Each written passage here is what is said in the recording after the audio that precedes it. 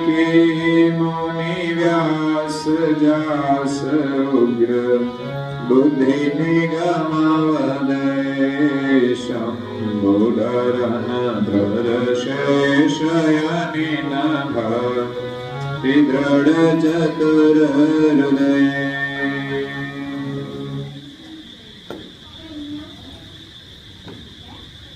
प्रेम भक्तजनों,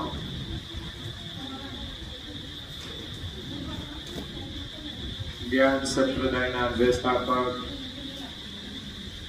અનંત બ્રહ્માંડાધીશ વિશ્વ નિયંતા સકલતા સત કૈવલના પરમ વિશેષાંશ અનંત અંશોના તારણહાર પરમ મોક્ષના દાતા કૈવલ ધર્મ ધુરંધર महान समर्थ परम श्रेष्ठ परम विभूतिवान परम दयालु परम कृपा निधि सर्वज्ञ दिव्य परम गुरु श्रीमद करुणा सागर महाराज जगतना जिज्ञासु ने मुमुक्षु अंशो ने यथार्थ ज्ञान नो उपदेश आपता स्वरचित ज्ञान भक्ति वैराग निरूपण ग्रंथ ने विषय भक्ति नो महिमा समझाता આગળ થઈ ગયેલા જે મહાન પુરુષો છે એમના નામોનું વર્ણન કરતા કહે છે કે વાલ્મીકી મુનિ વ્યાસ જાસ ઉગ્ર બુદ્ધિ નિગમ વધે। આ ગ્રંથની અંદર જ્ઞાન વૈરાગની સાથે ભક્તિનું વિશેષ महत्व बतायु छे। प्रथम पगथियानी अंदर ज्ञान जरूरी छे। ज्यां सुधी ज्ञान न होय त्यां सुधी आपणी भक्ति अंधश्रद्धामां भળી જાય છે। ज्ञान विनानो वैराग पण नपुंसक छे, जे કંઈ ફળ આપતો નથી, જેનો કોઈ લાભ થતો નથી। એટલે પરમ ગુરુ કરુણાસાગર બાપજીએ જ્ઞાન સંપ્રદાયની સ્થાપના કરી છે। ભક્તિ કરવા માટે જ્ઞાન પ્રથમ જરૂરી છે। નાનું સરખું વ્રત કરવું હોય ને તો પણ એનો મહિમા જાણવો જોઈએ। આંખું મીચીને કામ ન કરાય। પછી કોઈ જતું હોય તો આપણે જવા માંડીએ, કોઈ કરતું હોય એટલે આપણે કરીએ એવું નહીં। એ તો આપણી આંધળી શ્રદ્ધા કહેવાય, દેખાદેખી કરીએ તો। કારણ કે આ દુનિયાની અંદર દેખાદેખી ભક્તિ કરનારા લોકો વધારે હોય છે। એક જણ ચાલતા જાય તો પાછળ બધા ચાલવા માંડે, એક જણ કડવા ચોથનું વ્રત કરે એટલે બધા ચાલુ થઈ જાય, એ બધા ચાયણીમાંથી જોવા માંડે ચાંદાના। પણ આ વ્રતનો મહિમા શું છે, આવ્યું ક્યાંથી? તો પિક્ચર માંથી।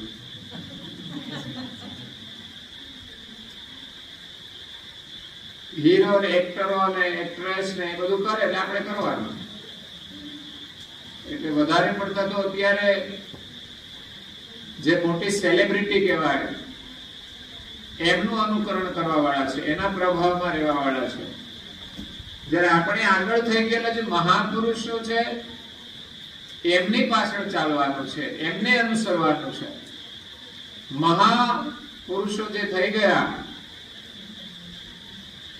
એમના રસ્તા પર આપણે ચાલવાનું છે।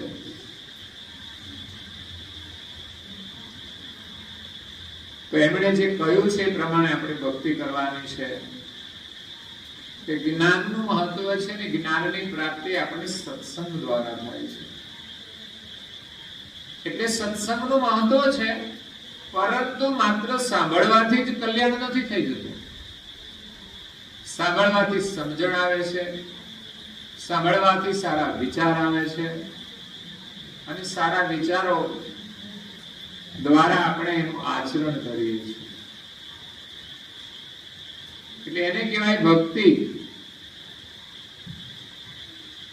જીવનમાં સત્યનું આચરણ કરવું એ ભક્તિ છે। અને એ પણ કેવી ભક્તિ? દેખાદેખી વાળી નહીં. દેખાદેખી ભક્તિ એનો કોઈ વિશેષ લાભ થતો નથી. બીજાને દેખાડવા માટે કરીએ તો એ બધાને જોવામાં જ કામ લાગે, બીજાને આપણે સારા દેખાવ, એનો કોઈ વિશેષ અનુભવ ના થાય, એનું કોઈ વિશેષ પુણ્ય ના મળે. પરંતુ કોઈને દેખાડવા માટે નહીં, પરંતુ ભગવાનની સાથે આપણો જે પ્રેમ છે એને લઈને આપણે ભક્તિ કરવાની છે. ઘરમાં આપણે કંઈ પણ એકબીજાનું કામ કરીએ છીએ તો કોઈને દેખાડવા માટે નહીં, પણ આપણા પરિવારના સદસ્ય છે એમના પ્રત્યેનો પ્રેમ છે એટલે કરીએ છીએ. એમ ભક્તિ ભગવાનને પામવા માટે છે. અને દાસાતનપણા વાળી ભક્તિ, વિનમ્રતા વાળી ભક્તિ, અહંકાર રહિત ભક્તિ. આગળ જે મહાપુરુષો થઈ ગયા એમની ભક્તિનું વર્ણન કર્યું છે એટલા માટે કે એમણે એવી ભક્તિ કરી કે એમણે પોતાનો અહંકાર છોડી દીધો. નહીં તો આ દુનિયામાં દેખાદેખી કરનારા વધુ છે. છોટો મહારાજ એક ભજનમાં કહે છે, દેખા દેખી તીર્થ વ્રત જા જા કરે, તેથી તુજને વાદે છે અહંકાર જો. દેખા દેખી તીર્થ વ્રત જપ તપ જે કઈ કરીએ કામ સારું છે, પણ એનાથી અહંકાર વધે છે. મેં આટલું કર્યું.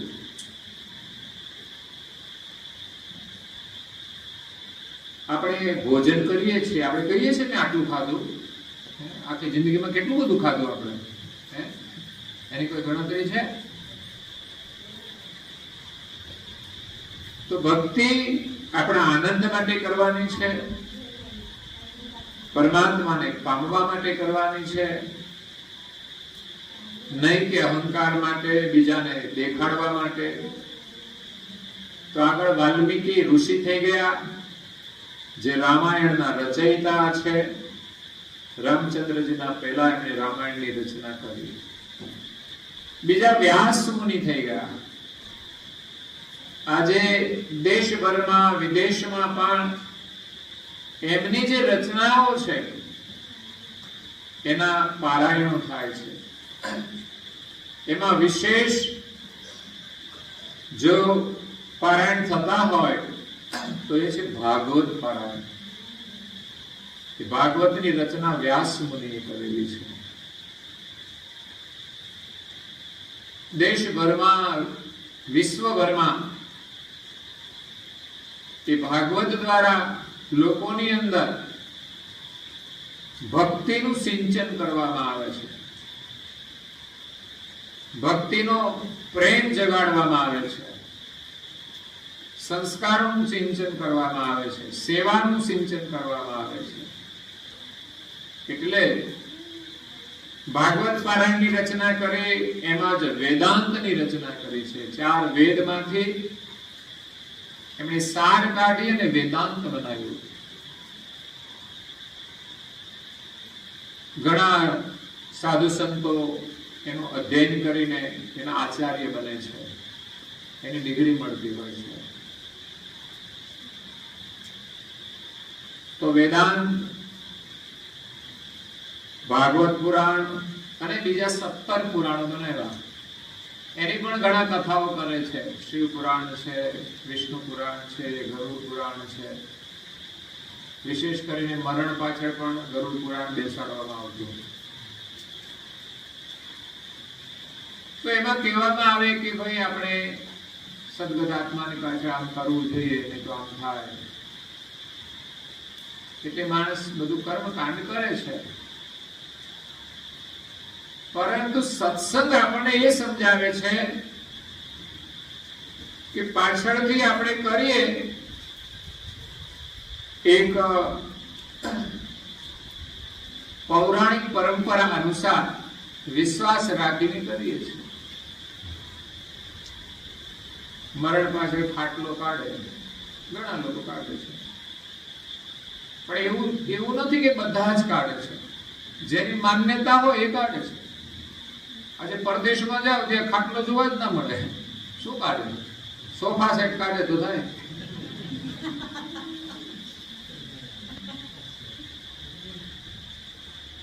ત્યાં તો શેટી પલંગ હોય, એટલે શેટી પલંગ કાઢવો પડે. પછી પેટી પલંગ હોય, પણ એવું નથી. જેનું મૃત્યુ થાય એમના પાછળ ખાટલો કાઢવાની પરંપરા છે, માન્યતા છે, શ્રદ્ધા છે.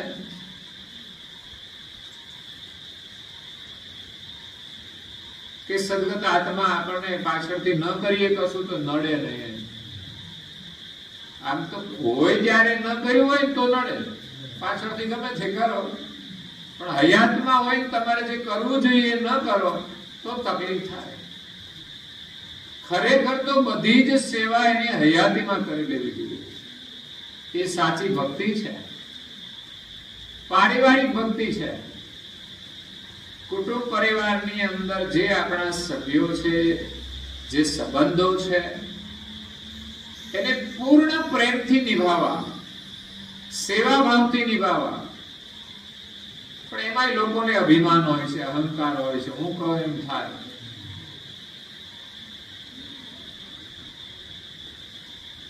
પણ કોઈનું ચાલતું નથી. ઠીક છે, થોડા સમય માટે પોતાનો અહંકાર પ્રગટ કરી, દાદાગીરી કરી લે, તાનાશાહી કરી લે, ઘરમાં કરી લે, પડોશમાં કરી લે, સમાજમાં કરી લે, પણ વધુ સમય ચાલતું નથી. એને એનો સારો લાભ મળતો નથી. લોકો વ્યર્થની દાદાગીરી કરે છે, અહંકાર કરે છે. હું કહું એમ વસ્તુ તો એમ છે કે આપણે કહીએ એમ લોકો કરવા જોઈએ. કરાવવાનું નથી કે ભાઈ આ દાદાગીરી નહીં, પણ લોકો તમને પૂછીને કામ કરે એવો તમારો પ્રભાવ હોવો જોઈએ, એવી તમારી સમજણ હોવી જોઈએ, એવું તમારું જ્ઞાન હોવું જોઈએ કે કઈ કામ હોય તો તમને સામેથી પૂછે. અહંકારી લોકો હોય ને એને કોઈ પૂછે નહીં. કે ઘરમાં દાદાગીરી કરતા હોય, બહાર તો વધારે ચાલે નહીં કશું, પણ એનું ઘર પણ લાંબુ ચાલતું નથી, એના ઘરમાં પણ શાંતિ મળતી નથી. ભક્તિ તો એ છે જે પરિવારના સભ્યો છે, એમાં ખાસ કરીને માતા પિતાનો જે ઉપકાર છે, એમનો બદલો માતા પિતા વૃદ્ધ થઈ જાય, ઉંમર થઈ જાય, પરાધીન થઈ જાય ત્યારે એની સેવા કરીને આપવાનો હોય છે, સાથે પ્રેમથી રાખીને આપવાનો હોય છે. એમનો આદર સત્કાર કરી, સન્માન કરી, પ્રણામ કરી અને બદલો તો નહીં પણ આશીર્વાદ લેવાના હોય છે. પણ આજે ઘણા પરિવારોમાં સમસ્યાઓ હોય છે વડીલોની, અને હવે તો સમસ્યા પતિ પત્નીની પણ આવી ગઈ છે. એ પણ શાંતિથી રહેતા નથી. એમાં એ ભગવાનનું ભજન શું કરવાનું? એટલે ગયા પાછળ આપણે કઈ કરીએ તો ઠીક છે, આપણા મનને સંતોષ થાય, આત્માને સંતોષ થાય, પણ આત્મ કલ્યાણ નથી થતું. માન્યતા તો એવી છે કે જે કઈ સદગત આત્મા ગયા છે એ જીવનમાં જે કઈ વાપરતા હોય ને એ બધી વસ્તુઓ આપવાની. એટલે આમ કેવાય ખાટલો કાઢવાનું, પણ જો એનો ખાટલો હોય, ગોદડું હોય, ઓશીકું હોય, ઓઢવાનું હોય, આ એક પથારી હોય આખી, બ્લેન્કેટ ઓઢતા હોય તો બ્લેન્કેટ આપવું જોઈએ, પણ બધું નવું આપવું પડે એમ કહે છે. કારણ કે જૂનું તો કશા કામમાં આવે નહીં, લેનાર ને એ તકલીફ પાડે છે. બાકી તો જે આત્માની પાછળ આપણે કરીએ છીએ એ જે વાપરતા હતા એ જ ખરેખર તો આપવું જોઈએ. મહત્વ તો એ છે કે એના માટે આપતા હોઈએ તો સમજાવવામાં એવું આવે છે કે એને અહીંથી મોકલવાનું છે, હે તો પછી અમારે તો આવું જ આપવું છે, અમારે મોકલવું છે ને તમારે શું વાંધો છે? મોકલી દો, વાંધો નહીં, તમારે પાછું આવશે તો જોયું જાય. એટલે પણ એમને કામ ન લાગે એટલે નવું જોઈએ, એટલે ત્યાં નથી મોકલવાનું. આ તો લોકોને ભ્રમણામાં રાખીને બધું કરવામાં આવે છે. અને હવે તો એ ગયું, હવે તો એમને કર્મકાંડ કરવા વાળાને એક જ સેટ રાખવાનો, એ લઈને દેખાડવાનો, એની વિધિ કરી લેવાની અને યજમાનને પેકેજ આપી દેવાનું. કામ બધું એનો એ જ ખાટલો ચાલ્યા કરે. બોલ તો બધાને ઘરેથી ગોદડા આવે, ખાટલા આવે, ક્યાં નાખવા? છતાં વેચાઈ જાય. પણ આ વેચવાની માથાકૂટ નહીં, સીધા પૈસા બેંકમાં જમા થઈ જાય. એટલે સદગત આત્મા જે કઈ ઉપયોગમાં લેતા હોય એવી જે વસ્તુ પાછળ આપવામાં આવે, પણ બધું નથી આપતા લોકો. હવે તો જો મોબાઈલ વાપરતા હોય તો મોબાઈલ આપવો પડે, ફ્રીજ નું પાણી પીતા હોય તો પછી ફ્રીજ આપવું પડે, ટીવી જોતા હોય તો ટીવી આપવું પડે. એટલે માન્યતાઓ અધૂરી છે. સમય બદલાયો એટલે હવે તો જે સમજુ લોકો છે એ આ કર્મકાંડ માંથી બહાર નીકળ્યા છે અને પુણ્ય કાર્ય કરે છે. હકીકતમાં હેતુ એની પાછળ પુણ્ય કરવાનો હતો. પહેલાના સમયમાં જે લોકો વિધિ વિધાન કરતા હતા એ સેવાનું કાર્ય કરતા હતા. એટલે એમને ધન આપવામાં આવતું કે વસ્તુ આપવામાં આવતી જે સેવા કાર્યની અંદર વપરાય તો એનું પુણ્ય મળે. એટલે સદગત આત્માની પાછળ પુણ્યદાન થાય એનો એને લાભ થાય અને પરિવારજનોને પણ લાભ થાય.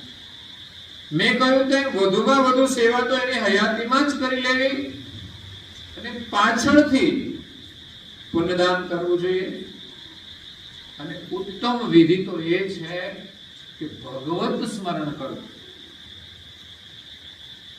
પ્રાર્થના કરો, પૂજા કરો, ભજન કીર્તન કરો, સત્સંગ કરો. એ ઉત્તમ કાર્ય છે કે જેનાથી સમાજને સાચી દિશા મળે, સમાજને સારા સંસ્કાર મળે. એવું ઉત્તમ કાર્ય થાય એ સાચી વિધિ છે. એટલે હયાતીમાં પણ એ જ લાભ લેવો જોઈએ અને ગયા પછી પાછળથી પણ એ જ વિધિઓ કરાવવી જોઈએ. સિવાય કર્મકાંડની તો એક માન્યતા છે, જે લોકો કરે છે એના મનને શાંતિ થઈ જાય. ખરેખર તો આપણે એવી જ વિધિ કરવી જોઈએ કે જેનાથી જીવનું કલ્યાણ થાય. સદગત આત્મા હોય કે પાછળ એમના પરિવારજનો હોય, દરેકને શાંતિ અને પરમ શાંતિ મળે, આત્મ શાંતિ મળે. મન તો ઘડીક શાંત થઈ જાય ને ઘડીકમાં શાંત થઈ જાય, પણ આત્મ શાંતિ દરેકને પ્રાપ્ત થાય. એટલા માટે આ વિધિ કરવામાં આવે છે, જેનાથી જીવનું કલ્યાણ થાય. તો જીવનું કલ્યાણ ભગવત સ્મરણથી થાય છે. તો પાછળ જેટલું આપણે ભગવત સ્મરણ કરીએ એ જ સાચી વિધિ છે. તો આગળ જે મહાપુરુષો થઈ ગયા એમણે જે ભક્તિ કરી છે પોતાના કલ્યાણ માટે કરી છે. સદગત આત્માનું પણ કલ્યાણ થાય અને પાછળ પરિવારજનો છે એ માત્ર કરાવવા ખાતર નહીં પણ કંઈક પ્રાપ્ત કરવા માટે કરવાનું છે. છોકરાઓ માત્ર ભણવા જાય છે તો ખાલી પાસ થવા માટે નહીં, 7 સુધી શિક્ષક પાસ કરી દે પણ કશું આવડે નહીં તો એ શિક્ષણ કામનું શું? અત્યારે એવો કાયદો છે કે પાસ કરી દેવાના, એટલે શિક્ષકોની ચિંતા જ નહીં, પાસ તો થઈ જવાના છે જેટલું ભણાવે તેટલું. જો નાપાસ થાય તો રિઝલ્ટ ખરાબ આવે તો શિક્ષકોનું એમ લાગે કે ભણાયું નથી સારું. પણ વરસ ન બગડે, જિંદગી ભલે બગડી જાય પણ વરસ ના બગડવું જોઈએ. એટલે 5-7 વર્ષ નીકળી જાય પણ પછીની જિંદગી આખી એની બગડી જાય છે. ભલે છોકરું 2 વર્ષ કરે તો એને ખ્યાલ આવે મારે ભણવું જોઈએ, ધ્યાન રાખવું જોઈએ, અને માતા પિતા પણ સતર્ક થાય. એટલે સરકારનો કાયદો હોય તો એ ખોટો છે. વિદેશમાં ક્યાંય એવો કાયદો નથી કે ભાઈ તમારે પાસ કરી દેવા. એવા જ કાયદા શિક્ષણને બગાડે છે. વર્ષ શું આ ખર્ચો થાય છે એટલે લોકોને એમ થાય કે 1 વર્ષનો ખર્ચો ઓછો એમ, પણ એ જે વરસ ગયું ને પાણીમાં જ ગયું ને, ખર્ચો કર્યો તો કશું આવડ્યું નહીં તો નાપાસ થયા તો. પાસ થાય તો જ એનો ખર્ચ સાર્થક બને છે. એટલે જીવનું કલ્યાણ કરવા માટે સત્સંગ અનિવાર્ય છે. ભાગવત કથાનું મહત્વ છે. વ્યાસ મુનિએ બનાવેલું કે તમે 7 દિવસ ભગવત કથા ધ્યાનથી સાંભળો તો સંસારનો મોહ છૂટી જાય, જીવની જે વૃત્તિ છે શુદ્ધ થઈ જાય અને એનો મોક્ષ થઈ જાય. પણ એકાગ્રતાથી સાંભળીએ તો પરિણામ આવી શકે છે. 7 દિવસ નહીં, 7 કલાકમાં પણ મોક્ષ મળી જાય, પણ પછી એનો મોહ નથી રહેતો. એટલે વ્યાસ મુનિએ સમાજ ઉપર એક સારી કૃપા કરી છે. એ વ્યાસ મુનિ જેમની બુદ્ધિ બહુ ઉગ્ર હતી, એમની બુદ્ધિ તેજસ્વી હતી, મહાવિચક્ષણ. એટલે એમણે વેદોનું અધ્યયન કર્યું અને એમાંથી વેદાંત બનાવ્યું, 18 પુરાણ બનાવ્યા અને એમણે ભક્તિનો સંદેશ આપ્યો છે. જો કે એક ગડબડ કરી 18 પુરાણ ભેગા કરીને આ વિશ્વના જે સર્જનહાર છે એને ભૂલી ગયા છે લોકો. વ્યાસ મુનિએ 18 પુરાણ બનાવ્યા, 17 પુરાણમાં 17 ભગવાનની સ્થાપના કરી. ભગવાન તો એક જ છે, તો બધાની અંદર એક સરખું સ્થાપન થવું જોઈએ, પણ અલગ અલગ પુરાણમાં અલગ અલગ ભગવાન. એટલે જેની જેમાં શ્રદ્ધા હોય એને ભગવાન માનીને ભજે. અગર તો કે જેટલા છે બધા ભગવાન, પછી નવા આવે તો 17 પુરાણ થયા તો 17 ખરા જ. પછી જેટલા નવા થયા, કોઈએ મહાન કાર્યો કર્યા, કોઈએ ભક્તિ કરીને મહાન બન્યા, તો એ પણ ભગવાન માને છે. તો એમાં સાચા સર્જનહારની ઓળખ થતી નથી. વ્યાસ મુનિએ પુરાણોની રચના કરી અને અન્ય જે દેવતાઓ છે એના જીવન ચરિત્ર બનાવ્યા, એનો મહિમા એમણે બતાવ્યો. પણ હું કોણ છું એની એને તપાસ ના કરી. એટલે આપણે જ્યાં સુધી આ શરીરમાં રહેનાર જે આત્મા છે એને ના ઓળખીએ કે એનું જ્ઞાન પ્રાપ્ત ન થાય ત્યાં સુધી આપણે કોઈ પણની ભક્તિ કરીએ તો મોક્ષ થતો નથી. જો આપણે પોતાને ઓળખીએ નહીં તો મોક્ષ થાય કેવી રીતે? બીજાનો મહિમા જાણીએ, એમના ગુણગાન કરીએ તો આપણને પુણ્ય મળે, દેવતા પ્રસન્ન થાય તો આપણને સમૃદ્ધિ આપે. પણ મોક્ષ તો ક્યારે થાય? કે જ્યારે આત્માનું જ્ઞાન થાય, આત્માનું ભાન થાય, ત્યારે આ જીવ રાગ દ્વેષ મારું તારું એમાંથી છૂટી પોતાને સંપૂર્ણપણે ઓળખી અને એ માલિકને પામી શકે છે. મીરાબાઈ, નરસિંહ મહેતા દરેકે ભક્તિ કરી, પણ પછી જ્યારે ગુરુની કૃપાથી કરી છે. ગુરુ કૃપા વિના ભક્તિ થતી નથી, ગુરુની કૃપા વિના જ્ઞાન પ્રાપ્ત થતું નથી. આપણે કોઈ સારું કામ કરવું હોય તો ગુરુ કૃપા હોય ને તો જ થાય છે. ગુરુમાં આપણી શ્રદ્ધા હોય ને તો જ આપણે નિયમ પાળીએ, નહીં તો પાળી શકતા નથી. નહીં તો ફેશન નું અનુકરણ લોકો કરે, એટલે પગમાં દોરા બાંધે પણ ગળામાં કંઠી ના રાખે. છોકરા કાળા ટપકા કરી દે પણ કપાળમાં તિલક ન કરે. તિલક કરો તો કોઈની નજર ના લાગે, પણ એ નથી લોકો કરતા.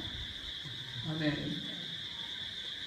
ના કરવાના ટીલા ટપકા કરે વધારાના ફેશનના.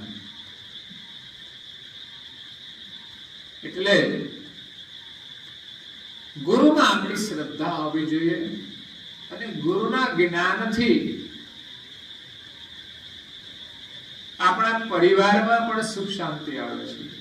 જ્ઞાનથી આપણને સમજણ મળે, અને જેના જીવનમાં જેના પરિવારમાં સમજણ છે ને એ શાંતિથી રહેતા હોય છે. જેના જીવનમાં સંસ્કાર છે એ શાંતિથી રહેતા હોય છે.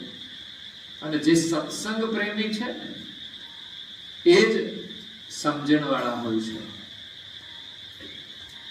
એટલે સત્સંગની આવશ્યકતા છે, જે જ્ઞાન દ્વારા આપણને સારા વિચાર મળે, સારી સમજણ મળે. એના દ્વારા આપણને સત્યની અંદર શ્રદ્ધા થાય કે ભલે આપણે ગરીબ હોઈએ છતાં પણ ખોટું નહીં કરવાનું, કોઈને છેતરવાના નહીં, કોઈને દુખી કરવાના નહીં. આ છે ભક્તિનો સિદ્ધાંત. આજે તો લોકો 2 નંબરના પૈસા લાવે ને પછી એમાંથી 10% દાન કરી દે. કેમ તો કે આપણે ખોટું કર્યું છે એટલે થોડું દાન કરીએ તો પાપમાંથી છુટકારો મળે. પરંતુ 90% તો તમે પાપનું જ વાપરવાના, એટલે 10%નું પુણ્ય પણ અસર નહીં કરે બહુ. અને એ પાછું અનીતિમાંથી મળેલું પુણ્ય હોય ને એનો કોઈ બહુ પ્રભાવ ના હોય. ઠીક છે, છતાંય પુણ્યદાનમાં વાપર્યું એટલે 10% પાપ ઓછું થયું, પણ જે 10% પુણ્ય કર્યું એમાં કઈ બહુ મોટું પુણ્ય ના કહેવાય. તમે જયારે મહેનત કરીને એટલું જ આપો એ એના કરતા 10 ગણું પુણ્ય છે. એટલે એવા સિદ્ધાંતને સાથે રાખીને જે જીવે છે એની ભક્તિ સાચી છે. એનાથી પ્રભુ પ્રસન્ન થાય છે, અને એના ઘરમાં સુખ અને શાંતિ આવે છે. સંપત્તિ હોય તો જ સુખ મળે છે એવું નથી. સંપત્તિની માત્રા પ્રમાણે સુખ નથી મળતું. સુવિધા મળી જાય, સુવિધા મળવી એક બાજુ છે અને સુખ મળવું એ અલગ છે. બધા જ સુવિધા વાળા સુખી છે એવું નથી. બધા જ સંપત્તિ વાળા સુખી છે એવું નથી. સુખ તો સમજણથી આવે છે. મળે ઘણું બધું પણ વાપરતા આવડવું જોઈએ, વિવેક જોઈએ. આપણે પરમાત્માએ ઉત્તમમાં ઉત્તમ માનવ શરીર આપ્યું છે. જો જીવતા આવડે તો સુખી થવાય, નહીં તો સુખી ન થવાય. નહીં તો પછી લોકો કૂતરાની જેમ જીવન જીવતા હોય, બસ બસ બસ કરતા હોય, ઘરમાં બહાર લડાલડ કરતા હોય. તો એ તો પ્રાણી જેવું જીવન છે. આપણને માનવ શરીર આપ્યું છે. બધાની સાથે પ્રેમથી અને આનંદથી રહેવા માટે આપ્યું છે. ભગવત સ્મરણ માટે આપ્યું છે. તો એ જ માણસ બુદ્ધિશાળી છે કે જેને જ્ઞાન પ્રાપ્ત થાય છે, અને જ્ઞાનને એ જીવનમાં ઉતારે છે. ભગવાન પાસે આપણે માગીએ ત્યારે શું માગીએ તો હે ભગવાન અમને સદબુદ્ધિ આપજો. બુદ્ધિ તો બધાની અંદર છે, પણ અનીતિ કરવાની બુદ્ધિ, દુરાચાર કરવાની બુદ્ધિ, ભ્રષ્ટાચાર કરવાની બુદ્ધિ, પાપ કરવાની બુદ્ધિ, એને દૂર કરી અને સદબુદ્ધિ પ્રાપ્ત કરવાની છે. પરિવારની અંદર જે મોહ બુદ્ધિ છે ને એ પણ છોડવાની છે. કદાચ માણસ કોઈ ખોટું વધારે પાપ નહીં કરતો હોય, કામ કરતો હશે, મહેનત કરતો હશે, પરંતુ એ ભગવાનનું સ્મરણ નથી કરતો અને પરિવારમાં મોહ બુદ્ધિ રાખીને જીવે છે, એ પણ અધોગતિમાં જાય છે. તો પરિવારમાં માત્ર મોહ બુદ્ધિ નહીં, એમના સાથે તો પ્રેમ બુદ્ધિ રાખવાની છે. મોહ બુદ્ધિમાં તો કેવું હોય છે, મતલબ હોય ત્યાં સુધી મોહ હોય છે, પ્રેમ હોય, પણ મતલબ પૂરો થઈ જાય એને સ્વાર્થ બુદ્ધિ કહેવાય. ઉંમર થઈ જાય વડીલોની એટલે પછી તમારે એનું અપમાન કરે, એમને ધુતકારે. જ્યારે જરૂર હતી ત્યારે આપણે આદર કરતા હતા, એના જ ખોળામાં રમતા હતા. એની મિલકત મળવાની હોય તો પાછા સાચવે, પાછું જો નામે કરી દે ને તો કામ પતી ગયું. આવી પણ સ્વાર્થ બુદ્ધિ હોય છે. પણ માતા પિતા ઘણા ઉદાર દિલના હોય છે કે ભાઈ આપણે ક્યાં અહીંયા રહેવાના છીએ, અંતે છોકરાનું છે એટલે એને આપી દે. પણ ઘણા સ્વાર્થી પુત્ર હોય છે. અગર તો ઘરમાં કોઈ સદસ્ય સ્વાર્થી હોય પછી એનો ખ્યાલ નથી રાખતા કે જેમના દ્વારા આટલી બધી મિલકત મળી છે, એટલું જ નહીં આપણા માટે એને પોતાનું જીવન ખપાવી દીધું છે, એનો પણ વિચાર કરવો જોઈએ. એટલે પારિવારિક ભક્તિ છે અને બીજી પરમાત્માની ભક્તિ છે, આધ્યાત્મિક ભક્તિ કહેવાય. તો પરિવાર સાથે પ્રેમથી રહીને આપણે આધ્યાત્મની ભક્તિ કરવાની છે, આત્માની ભક્તિ કરવાની છે, પરમાત્માને પામવાની ભક્તિ કરવાની છે. તો આગળ થઈ ગયેલા મહાપુરુષોએ એક વાત લખી છે, એમાં મીરાબાઈ પણ કહે છે કે આત્માને ઓળખ્યા વિના રે લખ 84 નહીં રે મને રે. આ બ્રહ્મણને ભાગ્યા વિના રે ભવના ફેરા નહીં રે મટે રે. હંસલો નિમગલો રે રંગે રૂપે એક છે.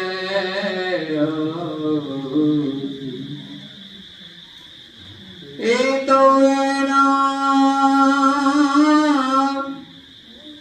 આહાર થકી ઓળખાય રે.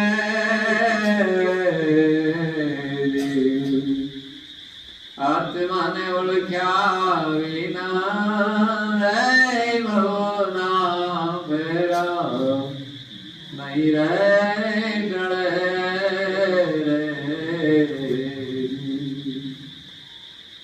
આત્માની ઓળખ ન થાય ત્યાં સુધી આપણે બીજા કેટલાય વ્રત કરીએ ને કડવા ચોથ ના તો એ કલ્યાણ નહીં થાય.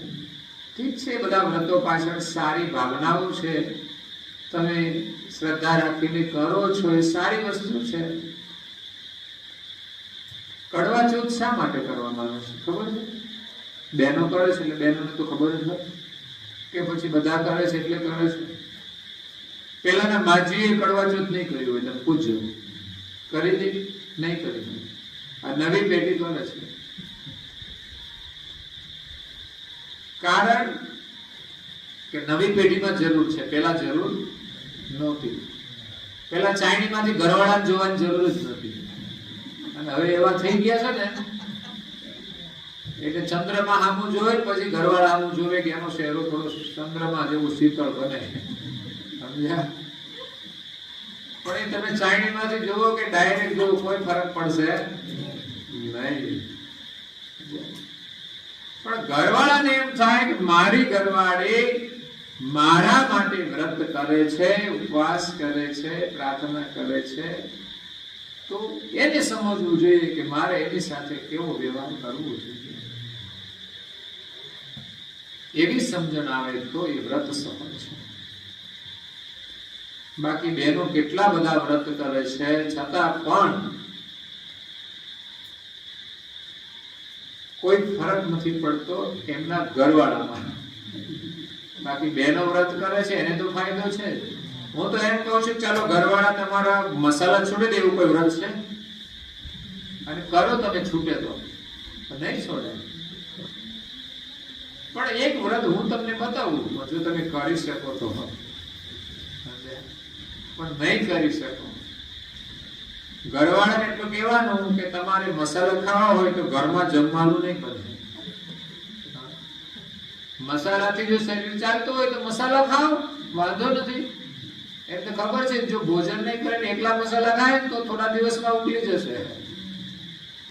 પણ જે પોષણ મળે છે ઘરના ભોજનથી મળે છે, નહીં કે મસાલાથી. પણ આક્રમક બનવું પડે એના સામે. અને અત્યારે તો મસાલાની જગ્યાએ બધા ભયંકર વ્યસનો પણ આવી ગયા છે. એટલે ઘરની અંદર પણ વાતાવરણ તંગ થઈ જાય છે. ત્યારે એમાં ભગવાનનું ભજન કરવું કેવી રીતે? એટલે આત્માને ઓળખ્યા વિના રે લખ 84 નહીં મટે. સાચી ભક્તિ આત્માને ઓળખવાની છે, આત્મજ્ઞાનની છે કે આપણે બધા આત્મા છીએ, શરીર નથી. તો દરેકની અંદર એક સરખો જ આત્મા છે. પણ લોકો તો શરીરને જોઈને મોહ રાખે છે, શરીરને જોઈને સંબંધ રાખે છે, શરીરને જોઈને પ્રેમ કરે છે. બાળકો બધાને ગમે છે, વૃદ્ધો કોઈને ગમતા. તો આત્મા તો બધાની અંદર સરખો જ છે, કોઈમાં નાનો કે મોટો નથી. પણ આપણે શરીરને જોઈને પ્રેમ કરીએ છીએ કે નાનું શરીર હોય તો બધાને ગમે, પણ વૃદ્ધ થઈ જાય તો હામું જોતું. એટલે હંસલો અને બગલો બેઉ એક રંગના, એમાં બોલી ના આવે પાછી. આપણે તો આખું નીચે બોલી જઈએ, પણ બંનેનો આહાર જુદો છે, હંસ અને બગલો. હંસલાનો આહાર શું હોય છે? મોતીનો હોય છે. હંસ છે એ માનસરોવરના મોતીનો આહાર કરે છે. અને એવા માનસરોવરની અંદર હંસો હોય છે. એમ આ શરીરનો જીવ છે ને, એ જો ઉત્તમ વિચાર ગ્રહણ કરે ને સમજવાનો, એ મોતીનો આહાર કરનારો છે. અને કચરો ખાય તો સમજવાનું હવે એ હંસ નથી પણ બગલો થઈ ગયો છે. બગલાનો આહાર શું? એ શું ખાય? ઝીણા ઝીણા જીવ જંતુ ખાય, માછલા ખાય.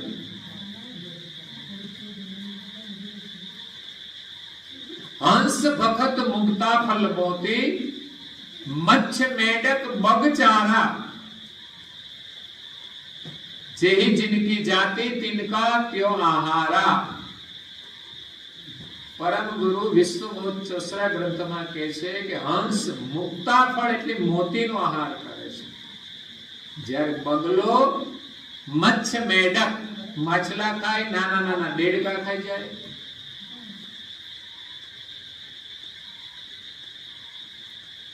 કેમ અલગ અલગ? તો કે જેની જેવી જાતિ એ પ્રમાણેનો આહાર છે. આમ તો બંને પક્ષી છે, એક જ જાતિ પક્ષીની, પણ છતાંય ભેદ છે હંસમાં અને બગલામાં. એટલે ઘણા ભક્તો એવા હોય ને, આપણે કહે છે આ બગલા ભગત છે. ભક્તિ તો હંસના જેવી હોવી જોઈએ, જે નીર અને ક્ષીર બે જુદા કરી શકે. દૂધની અંદર પાણી હોય તો હંસ એમાંથી દૂધ પી જાય અને પાણી પડ્યું રહે છે. નીર અને ક્ષીર બે જુદા કરે એવી શક્તિ હંસમાં હોય છે, એવી મતિ હોય છે. એમાં જગતની અંદર મનુષ્યો પણ એવા હોય છે કે જે સારા નરસાને જુદું કરી અને સારું જ ગ્રહણ કરે છે. જ્યારે માછલા કશું ઓલા બગલા કશું જોવાનું ને, જે આવે તે ખાવાનું, એને કઈ જુદું કરવાનું જ નહીં, કારણ કે કચરો જ ખાય છે. તમારા મસાલા ખાય છે, મારે શું કેવું, એ વાળા મસાલામાં અડધો કલાક કામ જ કર્યા કરે, એમાં હું મિક્સ કરવાનું છે, ખાઈ જાય ને એમાં, અને એમાંથી પછી ઉપરથી ખાય, બોલો કચરો નાખી દે, એ ખાઈ જાય ને તારે, તો ખાય છે તો બધું ખાઈ જવાનું.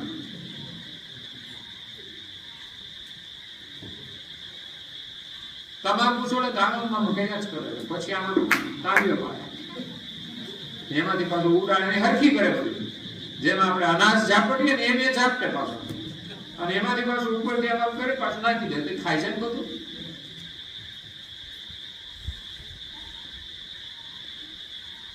માણસની બુદ્ધિ કેવી છે ને એનું દર્શન એના આહારમાં છે. હંસલો કોણ ને બગલો કોણ એની ઓળખ છે. આ તમારા ઘરમાં કોઈ બગલા નહીં ને?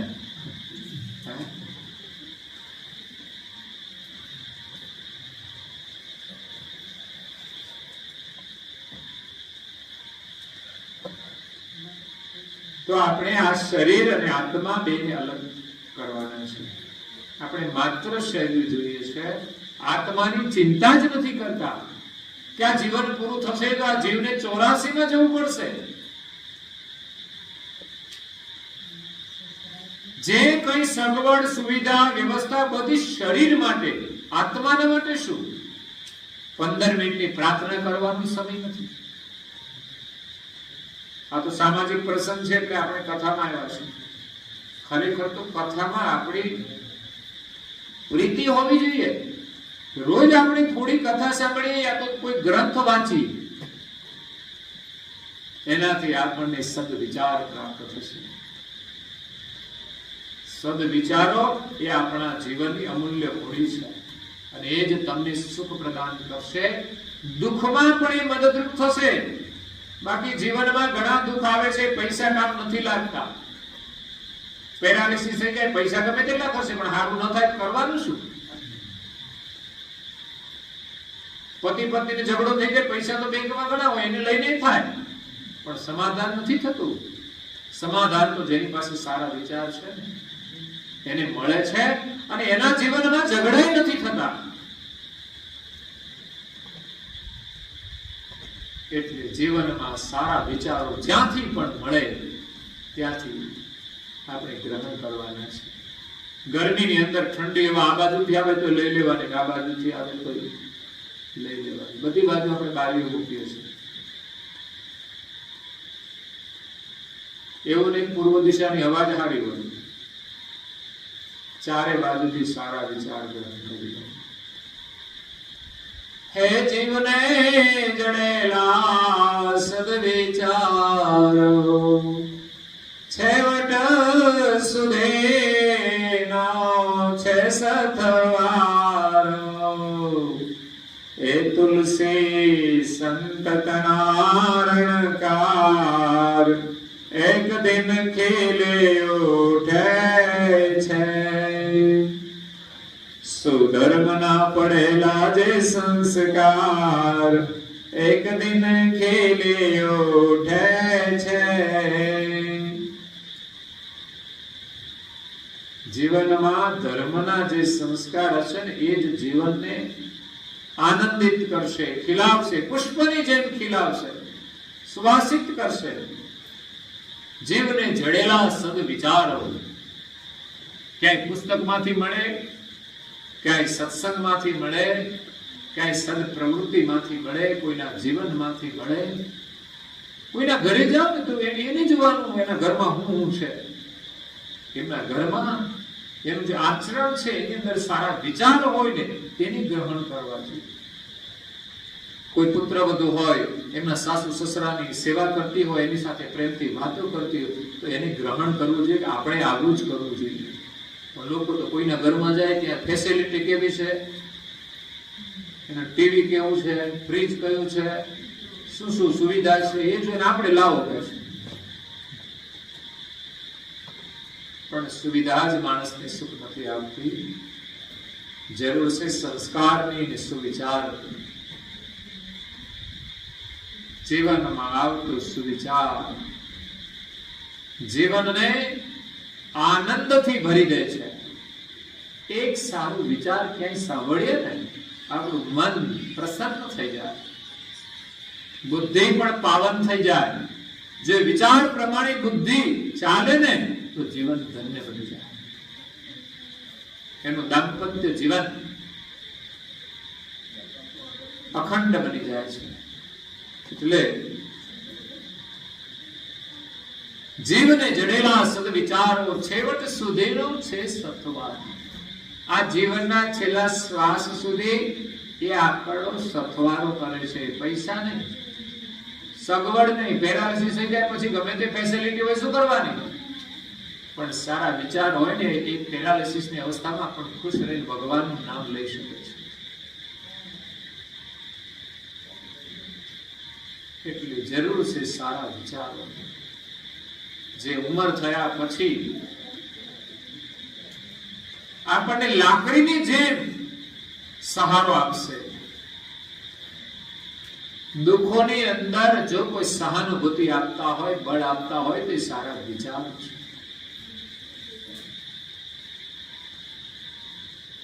એટલે નિરંતર સારા વિચારમાં રહેવાનું છે.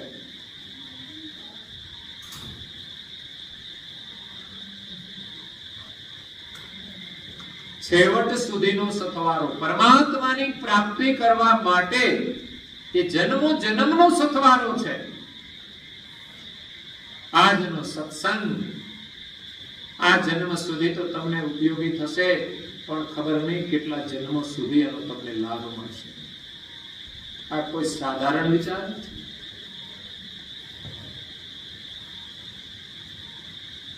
આ જીવનું કલ્યાણ કરનારા વિચારો છે. જન્મો જન્મ સુધી આપણને માર્ગદર્શન આપનારા વિચારો છે. એટલે આત્માની ઓળખ કરવા માટે આપણે ભક્તિ કરવાની છે. બીજી કડીમાં એમ કે છે, આ કોયલને કાગરે રંગે રૂપે એક છે. હવે આવશે તમારી વાત. એ તો એની બોલી થકી ઓળખાય રે,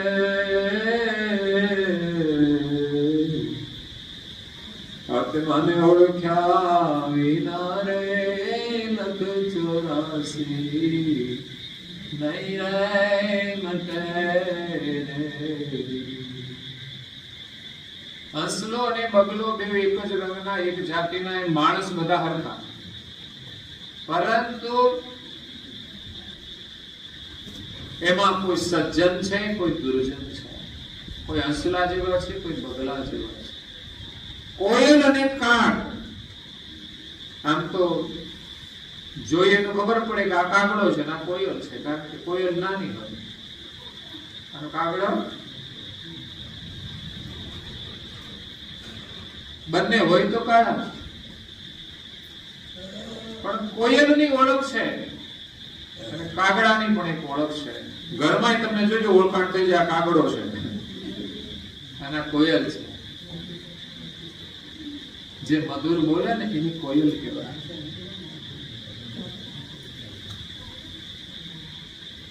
અને કર્કશ બોલે એ કાગડો છે.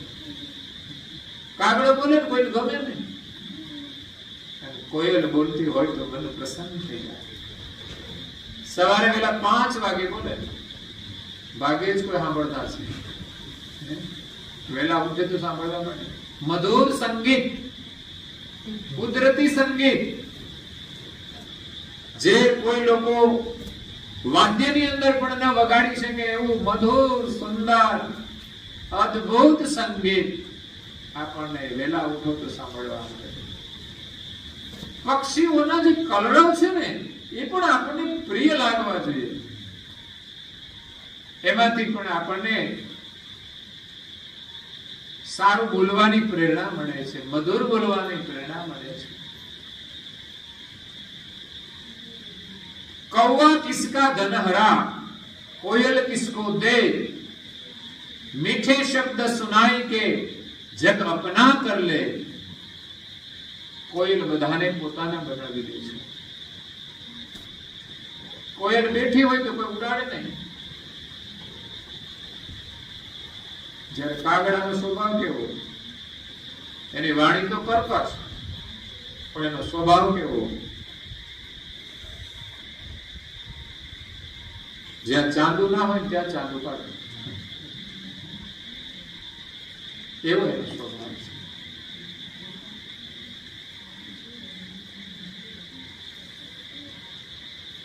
કાગડાનો એક ગુણ છે, એને તમે કંઈક નાખો ને એટલે કાંકા કરીને બીજા કાગડાને બોલાવે. પણ બીજો એક સ્વભાવ છે કે બીજા આવે ને પછી લડે. માથા ભારે કાગડા હોય ને બીજાને ખાવા નથી. કૂતરામાં આવું હોય છે.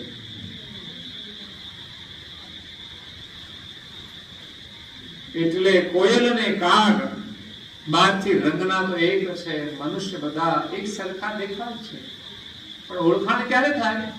કોણ માણસ સારો છે, કોણ માણસ ખરાબ છે, કોણ કોયલ જેવો છે, કોણ કાગડા જેવો છે, એ તો માણસની વાણીથી ઓળખાય છે.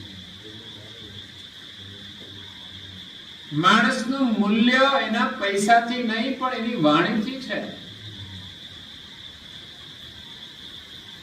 જેની વાણીમાં મધુરતા છે, જેની વાણીમાં વિવેક છે, જેની વાણીમાં નમ્રતા છે, જેની વાણીમાં આદર છે, એવા માણસો સાથે સંબંધો જોડવા જોઈએ.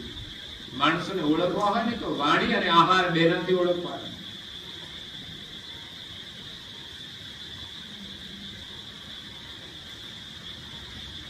પણ થોડીક વાર માટે તો લોકો નાટક કરી લે હારી વાણીમાં. જ્યારે સંબંધો કરવાના હોય ને ત્યારે તો સોયના નાકામાંથી નીકળી જાય, અને પછી તો મોટો દરવાજો હોય ને તોય ના નીકળે બહાર. એવા મોટા હાથી જેવા અભિમાની થઈ જાય. જેની વાણી મધુર છે ને, વ્યક્તિ ઘરમાં દરેકને પ્રિય લાગે છે, દરેક સગા સંબંધીઓને પ્રિય લાગે છે, અને એને જોઈને એમના સંતાનો સાથે સંબંધ જોડતા હોય છે. કારણ કે મા બાપના સંસ્કાર બાળકોની અંદર આવતા હોય છે. અત્યારે તો મા બાપને કોઈ ના જોઈએ, બસ પૈસા છે તો આપી દો, ભલે પિતા હોય. પૈસા બંગલો ગાડી જોવે એટલે ગાંડા થઈ જાય. પણ પૂછો તો ખરા વ્યસન કેટલા છે, એમાં પાસે જૂઠું બોલી દે. એનું પાછું તપાસ કરવી પડે સીબીઆઈ ની જેમ. કારણ કે સીધે સીધું કોઈ બતાવે નહીં. કોઈ પણ ગુનેગાર એમ કહી દે કે મેં ગુનો કર્યો છે, સીબીઆઈ તપાસ હોય ત્યારે ખબર પડે. હગાર પૂછવું પડે કેમનું છે. નાનું સરખું વ્યસન હોય તો સંબંધ નહીં કરવો. કોઈ મુશ્કેલી પાછી ક્યાં કરવો ત્યારે અત્યારે જોઈ થાકી ગયા હોય પછી ક્યાં જોવા બેસે કે આમને શું છે. સારું જે મળ્યું તે ગોઠવી દો, પછી નહીં હાથ લાગે તો હિસાબ કરી લઈશું. અત્યારે એ ઝડપી થઈ ગયું, ફાસ્ટ કોલ, ઝડપી કોલ, તરત જ નિર્ણય. એટલે માણસને ઓળખવા હોય તો એની વાણી છે. વાણી અંદર નમ્રતા જોઈએ. મેં જોયું છે સામાન્ય પરિવારો હોય છે પણ બહુ વિનમ્રતા હોય છે.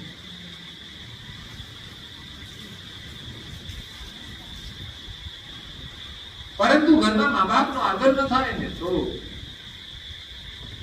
કોઈ મહત્વ નથી જીવનનું. આજે લોકો બ્યુટી પાર્લરમાં જઈને સુંદર દેખાય છે પણ વાણીથી સુંદર નથી દેખાતા. બ્યુટી પાર્લરમાં સુંદર થઈને મુખમાંથી કડવી વાણી કાઢતા હોય, કાગડાને જે બોલતા હોય, કોને ગમે? ફોટો કાઢે તોય સારો ના હોય. પણ જે મધુર બોલે છે ને, એની મધુરતાની પ્રસન્નતા એના ચહેરા ઉપર આવે છે. એનો તમે ફોટો પાડો ને ખુશ જ આવે. ઘણાના ચહેરા જેવા હોય, તમે ગમે ત્યારે ફોટો પાડો ને તો એનો ફોટો સારો જ આવે, અને ઘણા એવા ફોટા 10 ફોટા લે તો એ હારો ના આવે, કારણ કે એના સ્વભાવ જ એવા હોય. શું કરે? એટલે આપણે બીજાની વાણી જોઈને આપણે શીખવું જોઈએ બોલતા. બાકી બોલતા તો બધાને આવડે છે, પણ સારું બોલતા શીખવાનું છે. છોકરા બોલતા તો થઈ જાય છે, પણ એને સારું બોલતા શીખવાના છે. છોકરાઓની હાજરીમાં ક્યારેય આપણે ઉગ્ર થઈને વ્યવહાર કરવો જોઈએ નહીં. છોકરાને ખબર ના પડે ગુસ્સો કેવો છે, પણ આપણે તો એવું કઈ ધ્યાન રાખતા નથી કે છોકરા હાજર છે અને પતિ પત્નીએ લડાઈ ન કરવી જોઈએ. નાની ઉંમરમાં છોકરાએ ઝઘડા ન જોયા હોય, પણ ઘરમાં પતિ પત્ની લડતા હોય ત્યારે ખબર પડે કે આ ઝઘડો કહેવાય. વધારે ઝઘડતા હોય તો છોકરા ગભરાઈ જતા હોય છે. પીવા વાળાના ઝઘડા જોઈને તો છોકરા તો ભાગી જાય ઘરમાંથી, પણ એને ભાન નથી હોતું કે આપણે શું કરી રહ્યા છીએ. તો સત્સંગ દ્વારા આપણે આ બધું જાણીને આપણા સ્વભાવને સુંદર બનાવવાનું છે, આપણા સ્વરૂપને આપણે સુંદર બનાવવાનું છે. તો વ્યાસ મુનિ આદિ ઘણા મહાપુરુષો થઈ ગયા. પરમ ગુરુ કહે છે ભક્તિથી તમારું કલ્યાણ થશે. ભક્તિ સિવાય મુક્તિ નથી, ભક્તિ સિવાય ઉદ્ધાર નથી. પણ સાચી ભક્તિ હોવી જોઈએ, નિર્મળતા વાળી ભક્તિ હોવી જોઈએ, દાસાતનપણા વાળી ભક્તિ હોવી જોઈએ. એવી ભક્તિ જેમણે કરી છે એના નામો આપ્યા છે: ધ્રુવ, પ્રહલાદ, અમરીશ, ભરત, વિભીષણ, રૂકમાંગદ, હનુમાનજી. આ બધાના નામોનું સ્મરણ અહીંયા પરમ ગુરુ કરાવે છે. વાલ્મીકી, વ્યાસ મુનિ. આ કોઈ સામાન્ય કાર્ય નથી. આપણે તો એમણે કહ્યું છે ને એમાંથી એક ટકો કરતા નથી, જ્યારે એ તો સંપૂર્ણ એ પ્રમાણે જીવીને ગયા છે. તો એમાંથી જેટલું થશે ને એટલું જીવન ધન્ય બનશે. એટલે દુનિયાની પાછળ આપણે દોડીએ છીએ બહુ જ, એનું અનુકરણ કરીએ છીએ, એ છોડી અને મહાપુરુષો પાછળ ચાલીએ, એમના વચનોને આપણે અનુસરીએ, એમનું અનુકરણ કરીએ, તો જીવનમાં સુખ આવશે, શાંતિ આવશે. આપણા બાળકો પણ સુખી થશે એની ગેરંટી છે. બાકી લાખો રૂપિયા કમાઈને આપો તમારો છોકરો સુખી રહેશે એની કોઈ ગેરંટી નથી. કેમ? તો બહુ પૈસા મળશે એટલે બગડી જવાનું, વિલાસી બની જવાનું, સ્વચ્છંદી બની જવાનું. પછી ઘરવાળીનું નહીં માને તો ઘરવાળી એને રીતે ચાલી જશે. આ સમસ્યાઓ છે. એટલે ભગવાનનું ભજન કરીને આપણે જીવનને સફળ કરવાનું છે. વ્યાસ મુનિએ 17 પુરાણ બનાવ્યા, પણ એમાં કે હું કોણ છું એનું વર્ણન ના આવ્યું. આપણે કોણ છે એનું જ્ઞાન નથી. એટલે વ્યાસ મુનિને પણ મનની અંદર દ્વિધા થઈ કે આમાં મારે કોનું ભજન કરવું. કારણ કે ભગવાન ઈશ્વર એક છે અને એકમાં નિષ્ઠા રાખીએ તો જ આપણી ભક્તિ સફળ થાય. દુનિયામાં બીજું બધું જ હોય, આપણે એનો આદર કરીએ, પણ આપણે કોની ભક્તિ કરવાની છે, કયા મંત્રનો જપ કરવાનો છે. એવું નહીં કે જે મતલબ પ્રમાણે બધું કર્યા કરીએ. કર્મકાંડ નથી કે જે લાભ જોતો હોય કર્મકાંડ કરી નાખીએ. આત્મકલ્યાણ તો એક મંત્ર દ્વારા થાય છે. કરુણાસાગર મહારાજ શ્રી આપણા સ્વરૂપને ઓળખવાનો મંત્ર આપ્યો છે, ગુરુ દીક્ષામાં આપણને મળે છે. પરંતુ ગુરુ કરવા માત્રથી કલ્યાણ નથી થતો, કે ગુરુ આપણને મંત્ર આપી દે એટલા માત્રથી કલ્યાણ નથી થતું. ગુરુ પણ કરવા જોઈએ, ગુરુ મંત્ર પણ લેવો જોઈએ, અને મંત્રમાં આપણી શ્રદ્ધા જોઈએ, અને ગુરુની આજ્ઞા અનુસાર મંત્રનો જપ કરવો જોઈએ. પરમ ગુરુએ મંત્ર આપ્યો છે, એને કહ્યું છે કે ભક્તજનોએ 720 જાપ રોજ કરવા, 48 મિનિટ થાય. માળા કરવાની, 6 માળા, 120 મણિકા વાળી 6 માળા, ત્યારે 720 જાપ થાય. તો શ્રદ્ધા હોય અને આપણે મંત્ર જપ કરીએ તો એનું આપણને પરિણામ મળે છે. નાની નાની ચીજો માટે આપણે ભક્તિ નથી કરવાની, એ તો મળશે ને જતી પણ રહેશે, પરંતુ મંત્ર દ્વારા આપણને પોતાની ઓળખ થઈ જાય, પોતાનું જીવન સ્વરૂપ સુંદર થઈ જાય, એના માટે આ ભક્તિ છે. મનમાંથી રાગ અને દ્વેષ છૂટી જાય, આપણી બુદ્ધિ નિર્મળ થઈ જાય,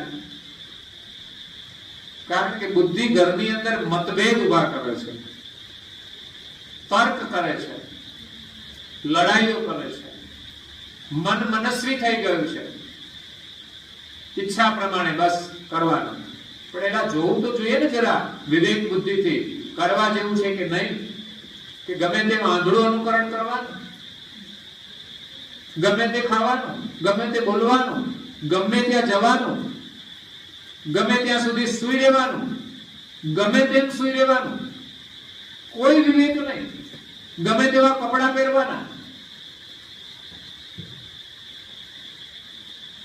તો આપણું મન જે મનસ્વી છે એને આપણે સંયમમાં રાખવાનું છે, નહીં તો મન જ આપણને આ સંસારમાં દુઃખી કરે છે.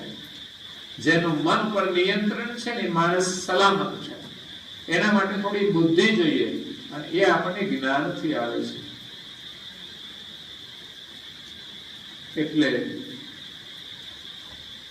ગુરુમાં આપણી શ્રદ્ધા, મંત્રમાં આપણી શ્રદ્ધા, પરમ ગુરુએ આજ્ઞા આપી છે અવશ્ય કંઠી બહુ લીધા પછી પરમ ગુરુનું પૂજન કરીને કપાળમાં તિલક કરવું જોઈએ, અને જે મંત્ર આપ્યો છે એનો નિયમિત જપ કરવો જોઈએ.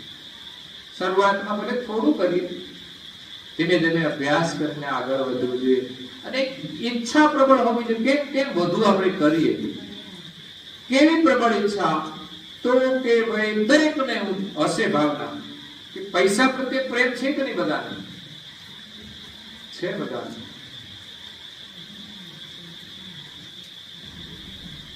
પરંતુ હું માનું છું કે ઘણાને છે છતાં પણ નથી. છે, પૈસા બધાની જરૂર છે, બધા કમાય છે એટલે છે, પણ ખોટા માર્ગેથી કમાય છે ને એ પ્રેમ નથી, અને ખોટા માર્ગે વાપરે છે ને એને પૈસામાં પ્રેમ નથી. પૈસામાં પ્રેમ હોય ને તો એ ખોટા માર્ગેથી કમાશે નહીં, ખોટા માર્ગે વાપરશે. ઘણા લોભી હોય છે ને એને બહુ પ્રેમ હોય, પાછો વધારે પ્રેમ નહીં સારો લોભી જેવો. કેમ? તો કે જરૂર હોય તો વાપરે, તો પછી કરવાના શું? જરૂર હોય તો પણ ન વાપરીએ તો પૈસા કરવાનો શું? ઘણા લોકો સ્વાર્થ માટે બેફામ પૈસા વાપરે, અને પરમાર્થનું કામ હોય તો નથી વાપરી શકે. એ પણ પ્રેમ નથી સાચો. લક્ષ્મી પ્રત્યે સમ્યક પ્રેમ હોવો જોઈએ. નીતિથી કમાવાનું, યોગ્ય માર્ગે વાપરવાનું, અને સંગ્રહ કરવો નહીં, અને ઉત્તમ કાર્યની અંદર વાપરવાનું. તો જેમ પૈસામાં પ્રેમ છે કે રોજ પૈસા વધે, દરેકની ઈચ્છા ખરી કે નહીં પૈસા વધે, પણ આપણે એવો ભાવ નથી રાખતા કે હું રોજ મંત્ર જાપ વધારે કરું, માળા વધારે કરું, જપ વધારે કરું. બસ પૈસામાં સ્વાભાવિક વૃત્તિ છે કે પૈસા વધે. ક્યારે એમ નથી થતું કે હવે તો બહુ પૈસા કમાઈએ છીએ તો હવે વધારે નથી જોઈતા. ખાવામાં લિમિટ, કે બસ 4 રોટલી ખાધી કે 5 રોટલી, પછી તમને કોઈ મિષ્ટાન આપે તો તમે એમ કહેશો ના હવે ના જોઈએ. પણ પૈસામાં કોઈ લિમિટ ખરી નથી. એમ ભગવત કાર્યની અંદર પણ ભાવ હોવો જોઈએ કે દિન પ્રતિદિન આપણો પ્રેમ પ્રભુ પ્રત્યે વધે. અને ભગવાન તો કેટલા દયાળુ છે, કેટલા શક્તિશાળી છે, એના પ્રત્યે જો આપણો પ્રેમ જોડાઈ જાય ને તો સમજવાનું કે આપણે કોઈ ચિંતા જ નહીં રહે. એક નાના બાળકનો પ્રેમ એમના માતા પિતા સાથે હોય છે તો એને ચિંતા નથી હોતી, એ માતા પિતા એની ચિંતા કરે છે. આ તો આખા વિશ્વનો નાથ છે, આપણો પિતા છે, એ વાસ્તવિક છે. એના પ્રત્યે પ્રેમ જોડીશું, એની પ્રાર્થના કરીશું, એ જ આપણી સંભાળ રાખે છે, એ તો આપણને જીવન આપે છે. અને એનું સ્મરણ કરવામાં આપણને શું તકલીફ થાય છે ખબર પડતી નથી. એના સ્મરણમાં કેમ પ્રીતિ નથી. આગળ જે મહાપુરુષો થઈ ગયા એ ઉગ્ર બુદ્ધિ વાળા, કે એને જીવનમાં જોયું કે સાર શું છે, જીવનનો સાર, અને એને જ્ઞાનને ગ્રહણ કરી એ પ્રમાણે પોતાનું જીવન બનાવી, ત્યાગમય જીવન બનાવી અને પોતાના જીવનને એને સફળ કર્યું છે. વ્યાસ મુનિએ પોતાના સ્વરૂપની ઓળખ ન થઈ ત્યારે આત્મહત્યા કરવા માટે નીકળી ગયા, પરંતુ વિષ્ણુએ કહ્યું કે આ બહુ વિદ્વાન પુરુષ છે, એક નાનકડી ભૂલના કારણે તે આત્મહત્યા કરે છે. ત્યારે નારદ મુનિને મોકલે છે અને કહે છે જાઓ તમે એને સમજાવો અને પાછા વાળો. તો જંગલમાં લાકડા ભેગા કરી ચિત્તા ખડકીને એના પર બેસી ગયા વ્યાસ મુનિ, અને નારદ મુનિ આવી ગયા. નારાયણ નારાયણ, કા શું કરો? તો આત્મહત્યા. બસ આ બધું મેં કર્યું પણ મારું મન સ્થિર થતું નથી કે હવે મારે કોનું ભજન કરવું. એમણે પોતાનું ના જોયું કે હું કોણ છું, બીજાની મહિમા ગાયો. શિવ પુરાણ ની અંદર શિવનો મહિમા ગાયો, વિષ્ણુ પુરાણ ની અંદર વિષ્ણુનો મહિમા, ગરુડ પુરાણ ની અંદર ગરુડનો મહિમા, જુદા જુદા પુરાણોમાં જુદો જુદો મહિમા ગાયો. પોતાને એ ઓળખ્યા એટલે મનમાં દુઃખ થયું. એટલે નારદ મુનિએ પૂછ્યું તમે આ બધું લખ્યું તો ખરું, પણ તમે કોણ છો? તો એ મને ખબર નથી.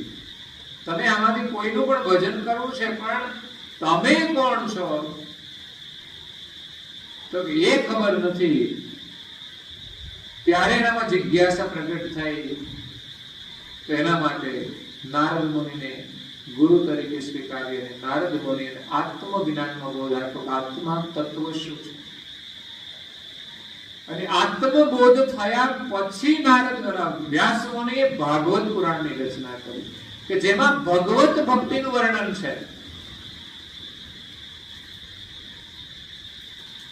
જેમાં વિશેષ આત્મભાવનાનું વર્ણન છે.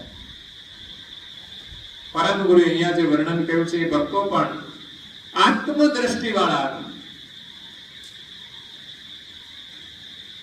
જ્યાં લગી આત્મ તત્વ ચીનો નહીં ત્યાં લગી સાધના સર્વ જૂઠી, એવું ભક્ત કવિ નરસિંહ મહેતાએ ગાયું. એ ભજનોને આપણે સાંભળવા જોઈએ તો આપણને ભક્તિ કરવાની પ્રેરણા મળશે, સાચી ભક્તિની ખબર પડશે. જેમ વ્યાસ મુનિ 17 પુરાણની રચના કરી છતાં પણ એમની મહેનત નિષ્ફળ ગઈ. કેમ? તો કે આત્મ તત્વ ચીનો નહીં ત્યાં લગી સર્વ સાધના જૂઠી. ઓળખવાનું છે આત્માને, એના માટે ભક્તિ કરવાની છે, એના માટે આ સત્સંગ છે. અને આત્માનું કલ્યાણ થાય આ સત્સંગના પુણ્યથી. પુનઃ માનવ જન્મ મળે, સમર્થ ગુરુનું શરણ મળે, અને એમાં આપણી શ્રદ્ધા થાય અને આપણે ભક્તિ કરીએ તો આપણને આત્માની ઓળખ થશે, આત્માની અનુભૂતિ થશે અને આપણું કલ્યાણ થશે. તો આ પ્રમાણે દિવ્ય પરમ ગુરુએ ભક્તિનો મહિમા ગાયો છે. અને અહીંયા જેમણે જેમણે નિર્મળ ભક્તિ કરી છે એવા ભક્તોના નામ લખ્યા છે. વાલ્મીકી, વ્યાસ મુનિ, જેમાં શંભુ શિવજીનું પણ નામ છે અને ધરણીધર શેષ મુનિનું પણ નામ છે. તો સવારે એને આપણે શ્રવણ કરીશું. આજે તો ગોકુળ અષ્ટમી છે, શ્રાવણ વદ આઠમ એટલે શ્રી કૃષ્ણનો જન્મ દિવસ, અને પણ મધ્યરાત્રિ 2 કલાક પછી આપણા દેશભરની અંદર શ્રી કૃષ્ણ મંદિરોની અંદર ધામધૂમથી એમના જન્મોત્સવની ઉજવણી થશે, જે દ્વાપર યુગના અંતમાં થયા અને એનું જીવન સમાજ માટે ઘણું સંસ્કાર પ્રધાન છે. આજે મોટો સમાજ કૃષ્ણની માન્યતામાં, એમની આસ્થામાં સંસ્કાર પ્રધાન છે. એમણે જગતને ધર્મનો બોધ આપ્યો છે.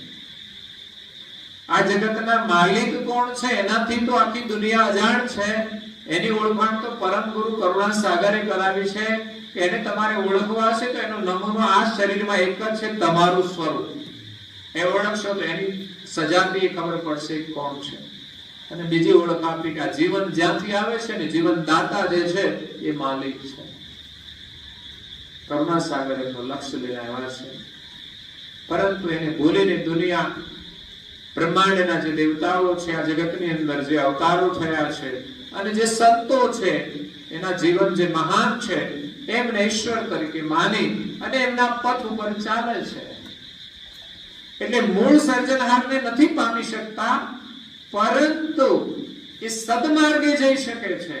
અને આગળ જતા એને કોઈ ગુરુ મળે, પરમ ગુરુનું લક્ષ્ય મળે, તો કદાચ એ વિવેક કરીને પરમ ગુરુનું શરણ ગ્રહણ કરે તો પણ એને માલિકની પ્રાપ્તિ થઈ જાય છે. તો આ સાથે આજની કથાને અહીંયા વિરામ આપીએ છીએ. લાઈટ ન હોવા છતાં પણ મને ખબર નથી તમે જાગો છો, ઊંઘો છો, પણ મેં અહીંયા લાઈટ થોડી કરી એટલે તમને ખ્યાલ લાગે કે ના વાંધો નહીં, પણ મને લાગે છે કે તમે જાગો છો. હાજી, બહુ જિજ્ઞાસા છે. અને તો તમે બેઠા હો, નહીં તો વચ્ચે ઇન્ટરવ્યુ પડે જતા ના ને કે જમવાનું તો પતી ગયું, હવે ચાલશે. પણ તમારી જિજ્ઞાસા સત્સંગમાં છે એટલે તમે બેઠા છો. પરમ ગુરુના આશીર્વાદ છે. તમારો પરિવાર સંસ્કાર સંપન્ન બની અને સુખી થાય એવા પરમ ગુરુના આશીર્વાદ છે. અસ્તુ સત્ય વત્સાહે.